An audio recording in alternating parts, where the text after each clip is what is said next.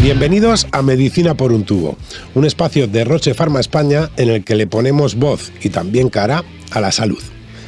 En España se diagnostican al año alrededor de 30.000 casos de cáncer de pulmón. Detrás de esta cifra hay nombres y apellidos, familias y amigos.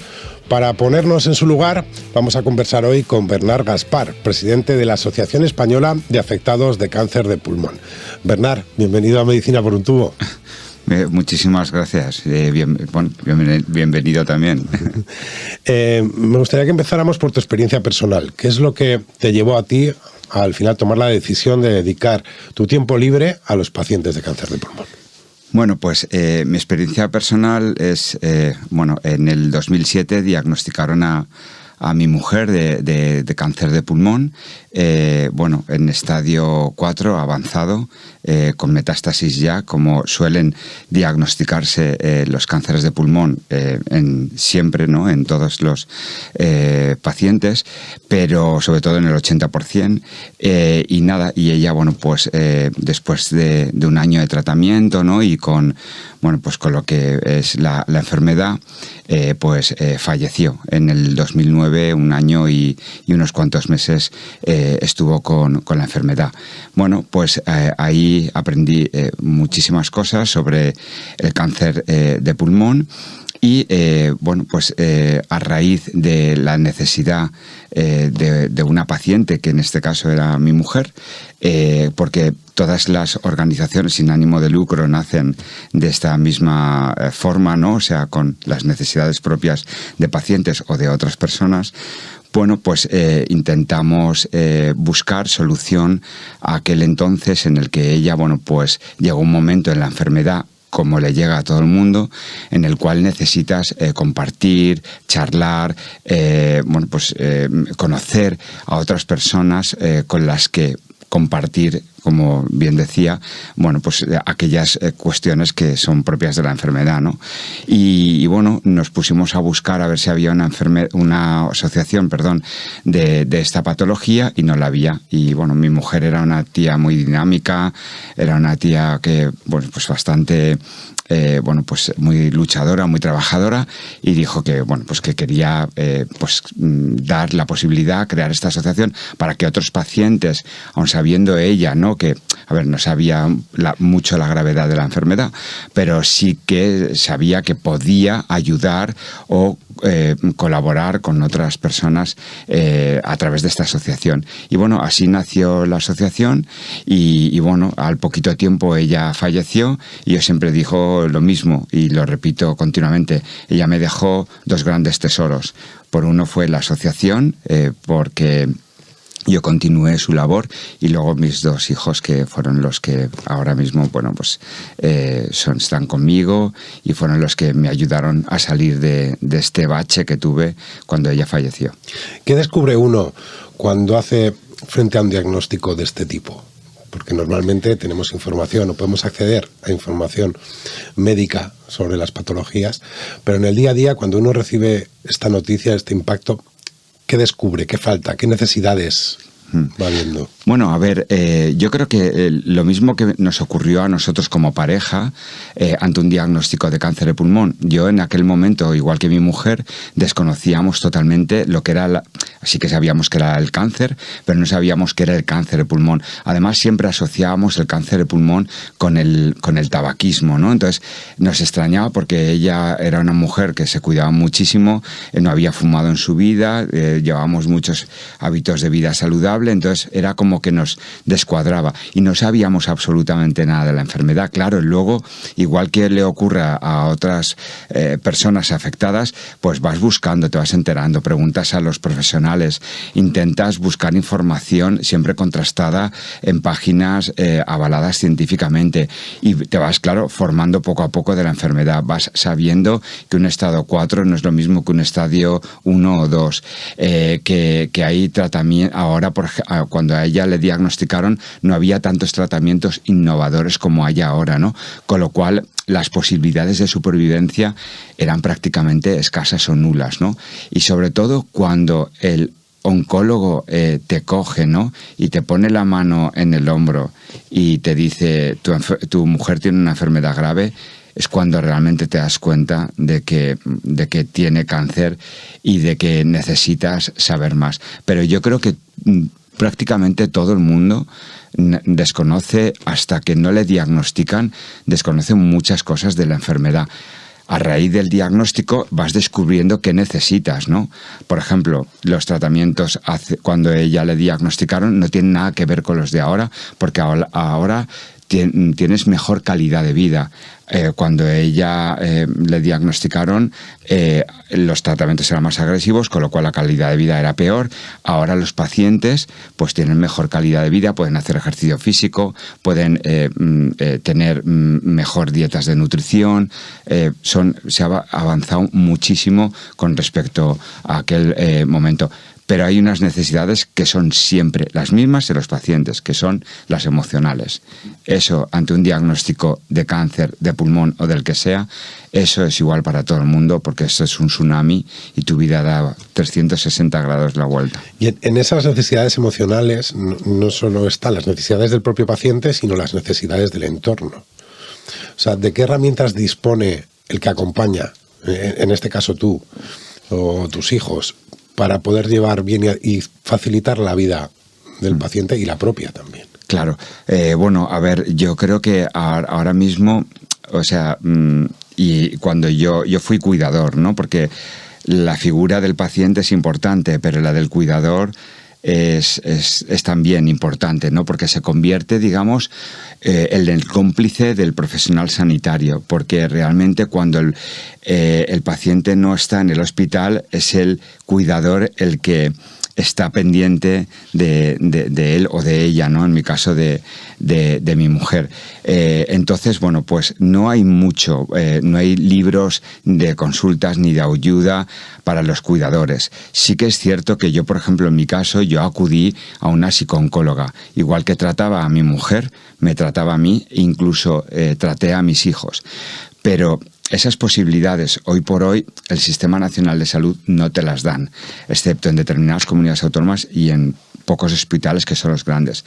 Pero sí que es cierto que el cuidador es el gran descuidado, ¿no? Y nosotros, por ejemplo, en ACAP, eso lo hemos identificado, y yo, siendo cuidador como lo fui, hemos elaborado o vamos a sacar este año una guía que se llama la Guía del Cuidador del Cáncer de Pulmón, con el objetivo de, bueno, lo hemos coordinado con un conjunto de psicooncólogos, con el objetivo de dar herramientas al cuidador para poder un poco sobrellevar la enfermedad, que no tienes nada, ningún manual, ¿no?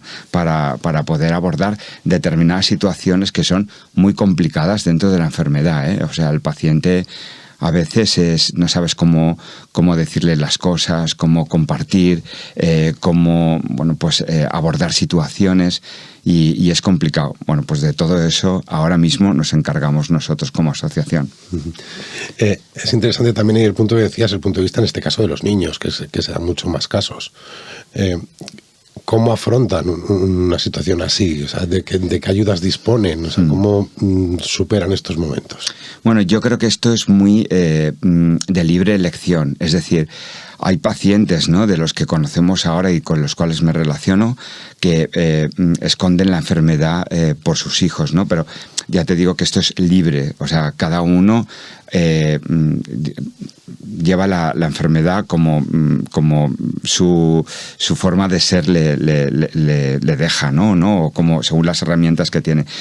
En mi caso, mis hijos no les oculté absolutamente nada. Con mi mujer tampoco quiso. Mi mujer iba sin peluca por la casa, iba sin pelo. Mi mujer, le pinchaba yo y íbamos a los goteros. Mis hijos lo sabían absolutamente todo. Y bueno, eso y el proceso de llevarlos a un profesional durante un tiempo, pues nos ayudó a que los niños afrontaran la pérdida de su madre de mejor forma. Sí que es cierto que yo, por experiencia personal, mi hijo era muy pequeñito, tenía 5 años, ¿no? Entonces, él ese vacío no lo ha notado tanto como mi hija con 8 años, ¿no? Que ya era más consciente de lo que realmente acontecía, ¿no? Aún así, yo creo que eso les ayudó mucho, el que vieran la enfermedad y como ahora ven a su padre trabajar con los pacientes, que vieran la enfermedad como algo natural, que realmente es difícil, pero es de lo que hay que tratar, es decir, no ver el cáncer como algo que, bueno, pues que terrible, ¿no? Porque ya ahora mismo el cáncer está, y con la investigación, en manos de que, bueno, pues de aquí a un tiempo pueda ser una enfermedad crónica, ¿no? Pero bueno, esto es un criterio muy personal, y los niños, bueno, pues cada uno afronta la enfermedad como sabe y como puede. En realidad, muchas veces cuando se habla de cáncer, o no se habla de cáncer y se convierte en un tabú, superar ese tabú, ayudar y compartir la experiencia, entiendo que también ayuda. Sí, muchísimo. A mí me ha ayudado la asociación, bueno, aparte de, bueno, pues sobrellevar la pérdida de mi mujer, ¿no? Y luego también, aparte de que mis hijos me ayudaron muchísimo también, el decir, fui un padre coraje, es decir, tenía que intentar que mis hijos percibieran con un porcentaje muy reducido de la pérdida de su madre. Eso nunca se consigue, pero bueno, yo lo intenté, yo lo intenté. Pero ahora habría que preguntarles a ellos. Pero sí que es cierto que los pacientes me han ayudado muchísimo. He conocido y conozco pacientes verdaderamente entrañables, que son unas personas que teníais que ver cómo afrontan la enfermedad. Nosotros nos reunimos online todas las semanas y, bueno, un poco desdramatizar, reírnos de cómo le ha dicho el oncólogo que tiene una lesión que le ha parecido nueva, o cómo afronta la enfermedad. Es la verdad muy enriquecedor, y ver a personas entrañables que no paran de darte las gracias por la labor que haces, que yo la hago desinteresadamente, o sea, no quiero y ni pretendo con esto pues liderar nada. Simplemente es mi aportación o mi experiencia personal a lo que es la sociedad, a los pacientes, y con eso pues eso me ayuda día a día muchísimo. Y seguro que también tiene cierta recompensa en modo de aprendizaje, ¿no? Seguro que vivir una experiencia de este tipo no solo te marca, obviamente, sino que hay aprendizajes que son útiles a futuro. Sí, claro, por supuesto. O sea, quiero decir, el no aprender de esto sería absurdo. Bueno, pues aprendes muchas cosas, le das más valor a determinadas cuestiones que antes era para ti un problema. Ahora no, ahora relativizas mucho, porque sabes que la persona que tienes enfrente, con la que estás hablando, está muchísimo peor que tú. Está sometida a tratamientos que le merman la calidad de vida. Ha sido, por ejemplo, una persona con mucha actividad física y la enfermedad se la ha mermado, o que ha dejado de salir a caminar, o tantísimas cosas que dices, a ver, pero ¿cómo le voy a dar importancia a que, por ejemplo, hoy me salga una llaga en el pie? Por favor. O sea, es que es absurdo. O sea, que antes, pues eso, dramatizaba sobre muchas cosas, y ahora, pues, el ayudar a pacientes me ha calmado bastante.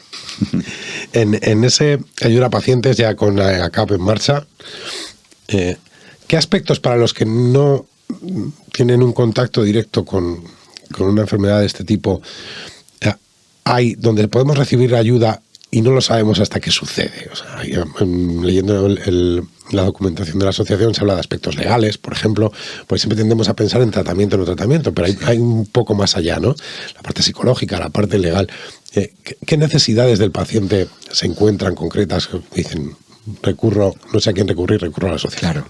A ver, yo creo que hoy por hoy, toda la parte farmacológica y hospitalaria, los pacientes la tienen cubierta con el oncólogo y con los profesionales sanitarios que le asisten. Y luego también con la información que pueden leer de bueno, pues de las webs o de los fármacos que toman y demás. Pero sí que es cierto que hay unas necesidades que no son cubiertas por la parte sanitaria, ¿no?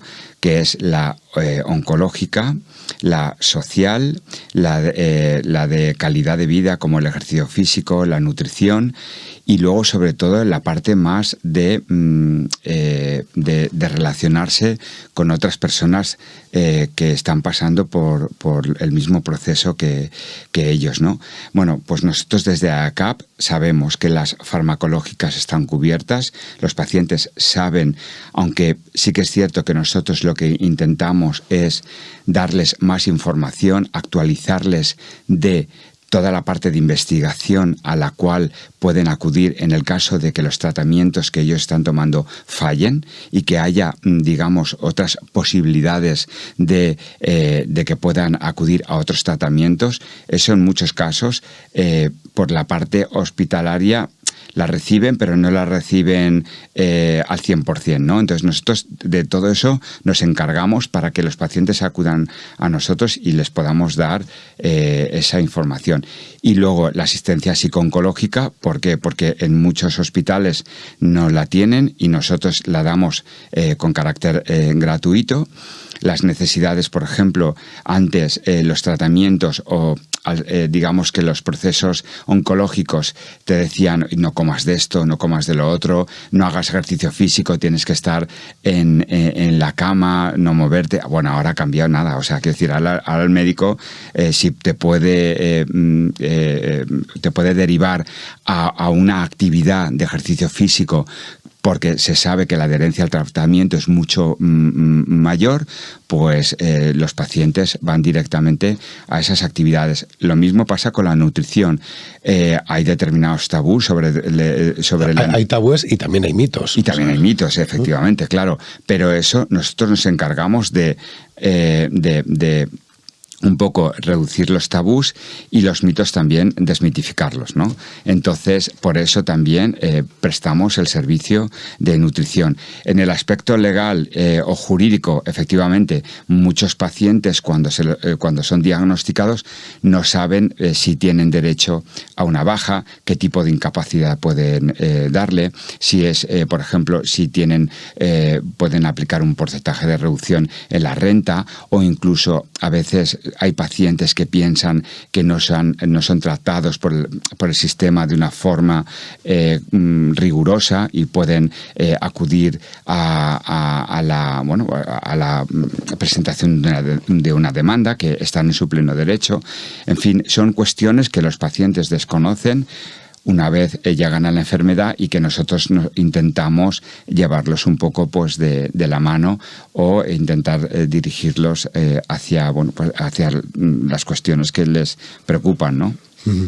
Y desde la asociación también entiendo que se trabaja con el entorno del paciente, por eso ligándolo con la experiencia, con tu experiencia precisamente, ¿qué es lo más demandado por el entorno? O sea, ¿con qué peticiones os llegan? O sea, ¿con qué situaciones afrontáis en vuestro día a día cuando aparecen y oyes que no sé cómo manejar esta situación? Pero cuando te refieres del entorno es familia, de la familia, ¿no? Vale. Sí, a ver, muchos pacientes no llegan a nosotros directamente, ¿eh? Hay veces que los que llegan primero son o los cuidadores o la familia, los hijos. Sí, casi siempre son los hijos o el marido o la mujer, y siempre es la mujer en el caso de los hombres. La verdad es un poco, quiero decir, que choca, ¿no? Pero sí que es cierto que los hombres normalmente tenemos menos coraje a la hora de llevar una enfermedad que las mujeres, ¿eh? Y en cáncer de pulmón, de hecho, los grupos de trabajo son todas mujeres, ¿eh? Sí, además mujeres pacientes y cuidadoras. Entonces, bueno, pues yo creo que, digamos, cuando el paciente no quiere saber nada de la enfermedad y tiene al lado un cuidador o una cuidadora activa, es la cuidadora o el cuidador el que realmente se mete de lleno y el que nos dice qué necesidad tiene el paciente, un poco habla en voz de él, ¿no? Y bueno, sí, nosotros eso lo tenemos claro y bueno, continuamente nos llegan nuevas necesidades que van surgiendo pues conforme van avanzando la enfermedad. En ese sentido, en todo este tiempo, ya han pasado muchos años desde que estás dedicándole tiempo a la asociación, ¿cómo ha evolucionado el perfil del paciente, las necesidades del paciente? O sea, insisto, no solo desde el punto de vista médico, sino en lo personal. También la sociedad ha cambiado mucho. Sí. Bueno, yo creo que ha evolucionado muchísimo, pero gracias a los tratamientos, porque dan mayor calidad de vida, con lo cual el paciente ya no se siente tan mermado físicamente ni mentalmente. Eso por un lado. Luego, el intentar, que es lo que hemos hecho desde un tiempo a esta parte, sobre todo desde hace 5 o 6 años que la revolución en los tratamientos ha sido brutal, lo que hemos intentado es visibilizar la enfermedad, es decir, que un cáncer de pulmón no se asocie con la muerte y que un cáncer de pulmón no se asocie con el tabaquismo, que tiene sus causas en él, pero estamos intentando erradicar ese mito, ¿no? Y luego también intentar, visibilizar la enfermedad y darle, un matiz como cualquier otro tipo de cáncer, como es el cáncer de mama, y no asociar a que el cáncer de pulmón es muerte, ¿no? Y eso, claro, todo eso ha hecho a que los pacientes, sean más activos, tengan más ganas de hacer cosas por su enfermedad. Han visto que las mujeres en cáncer de mama han conseguido muchísimo, es decir, han conseguido que el 95% de ellas se cronifiquen, y eso es lo que estamos intentar que todos juntos y con la visibilización de la enfermedad, que sea mucho, que consigamos lo que el cáncer de mama ha conseguido. Estamos a muchos años de trabajo todavía, pero cada vez los pacientes toman más conciencia de lo que es su enfermedad y quieren hacer cosas por su enfermedad y quieren acudir a eventos y quieren acudir a congresos, quieren ser advocates, quieren colaborar más con la asociación.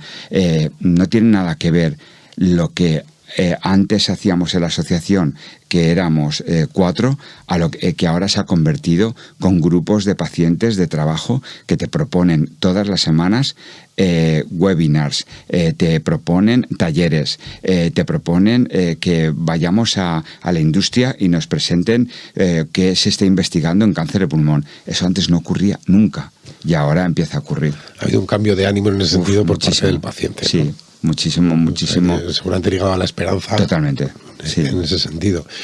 Y para ampliar esa visibilización de la patología, ¿qué barreras hay? O sea, ¿qué es lo que hace que no hablemos muchas veces con total soltura y comodidad de este tipo de problemas en general en la sociedad? Porque es verdad que se puede visibilizar en entornos muy acotados, en los que la gente más o menos tiene una relación, en este caso con el cáncer de pulmón, pero esa barrera de lo público, de levantar el tabú muchas veces, ¿qué frenos hay para que no sea más masivo? Bueno, yo creo que el cáncer de pulmón es una enfermedad todavía bastante asociada a no supervivencia. Eso es la primera barrera y fundamental. Y luego también que incluso los propios pacientes, hay muchos que no quieren decir que tienen un cáncer de pulmón. Eso también es otra de las grandes barreras. Y bueno, en el cáncer de mama se ha visto claramente que incluso personajes públicos han ayudado a que la enfermedad se relativice, ¿no? En el cáncer de pulmón eso no ha sucedido. Rafael Acarrá tenía cáncer de pulmón y lo supimos cuando falleció. Sancho Gracia tenía cáncer de pulmón y lo supimos cuando falleció. Es decir, que hasta los propios personajes públicos, que a veces no es que, debamos apoyarnos 100% de ellos, pero sí que pueden ayudar un poco a concienciar, ¿no?, a la sociedad sobre la enfermedad. Luego también en investigación no es lo mismo el cáncer de pulmón que otro tipo de cáncer. Somos el 6º cáncer en fondos de investigación, aunque hay mucha ahora en cáncer de pulmón, pero todavía no se ha materializado en fármacos. Y luego está todo el tema del tabaquismo, que eso es lo que realmente hace que esta enfermedad esté estigmatizada. Siempre se asocia el cáncer de pulmón al tabaco. Y yo siempre lo digo, para tener cáncer de pulmón ahora mismo solo hay que tener 2 pulmones, porque si no has fumado también puede ser diagnosticado de cáncer de pulmón, como lo fue mi mujer, y como miles de pacientes que tienen biomarcadores, que son personas jóvenes que no han fumado en su vida y padecen un cáncer de pulmón. Entonces hay que girar la moneda, ¿no? Y hay que darle ese cambio de decir, no, el cáncer de pulmón lo puede tener cualquier persona y no hay que estigmatizarlo tanto. Esto es importante quizá también de cara a campañas de prevención y todo esto, no ligarlo solo a un factor, sino a otros muchos, ¿no? Hay falta de divulgación. Claro, falta muchísima información. De hecho, pues ya desde hace 2 años a esta parte, que en el Congreso Mundial de Cáncer de Pulmón ya se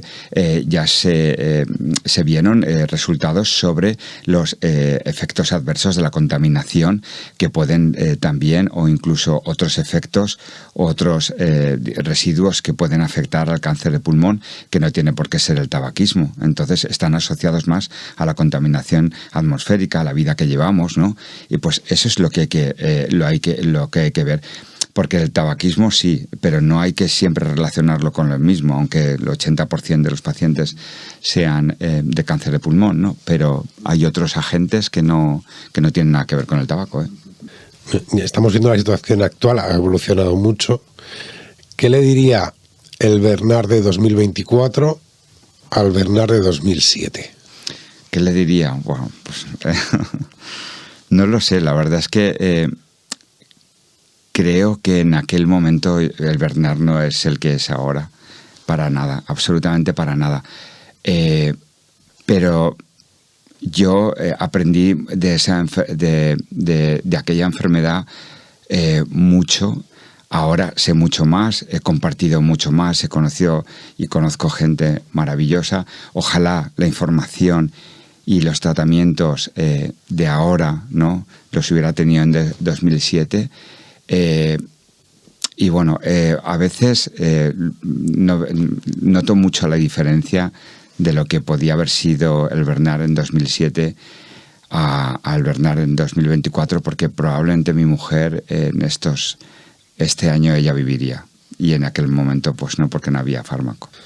Y a quienes están ahora en esa situación, que están recibiendo la noticia, hablábamos al principio de unos 30.000 casos alrededor al año en España, que esto es acumulativo, son 30.000 cada año. A quienes lo descubran ahora, ¿qué pasos deberían seguir? ¿Dónde deberían buscar ayuda? ¿Qué tienen que tener en cuenta para superar ese primer shock? ¿Qué herramientas que antes no había ahora existen y pueden utilizar? Bueno, yo creo que lo más importante es que ellos intenten darle confianza o obtener la confianza de los profesionales sanitarios, del equipo multidisciplinar, del oncólogo, que es el que habla directamente con él o con la paciente, confianza absoluta, que escuche a lo que atentamente le dicen, y sobre todo en aquello que acuda a nuestra asociación para aquella falta de información que en ese momento no le puedan dar y que nosotros le podemos proporcionar, ¿no? Y luego también lo que diría es que el oncólogo pues prescribiera a la asociación no solo al fármaco o al tratamiento, sino que también en aquellos casos en los que viera que el paciente necesita, pues que le diera posibilidad de acudir a nuestra asociación, que es ahí realmente donde va a encontrar pues muchas cosas que de otra manera no encontraría. Para quien nos esté viendo ahora, si lo necesita, ¿cómo se puede poner en contacto con AIACAP? Pues mira, lo puede hacer por muchas vías. Primero lo puede hacer a través de nuestra web, que es www.afectadosdecancerpulmon.com. Lo puede hacer a través de nuestras redes sociales, que estamos en Twitter, estamos en Facebook y estamos en Instagram. Y luego dentro de nuestra página web tiene un teléfono de atención al paciente, y luego también tiene los correos electrónicos de toda la junta directiva para que pueda escribir en función del tema que quiera comentar. Estamos trabajando por tierra, mar y aire, con lo cual nos tienen localizados en todos los sentidos. Es fácil de encontrar. Sí. Pues Bernard Gaspar, muchas gracias por acompañarnos en Medicina por un tubo. Pues muchísimas gracias a vosotros, y bueno, yo creo que estas cosas hay que hacerlas más para difundir estos mensajes que son importantes para que nos escuchen los pacientes. Seguiremos haciéndolo. Gracias. En Medicina por un tubo tratamos de aportar conocimiento a través del testimonio de quienes más saben. Hoy Bernard nos ha ayudado a ponernos en el lugar de aquellos que conviven con una enfermedad como es el cáncer de pulmón. En Medicina por un tubo creemos que la información de calidad contribuye hoy a satisfacer las necesidades futuras de los pacientes. Si quieres descubrir más contenidos como este, puedes hacer dos cosas: suscribirte a este canal de YouTube de Roche Pharma España o buscar Medicina por un tubo en tu plataforma de podcast favorita. Un saludo y hasta la próxima.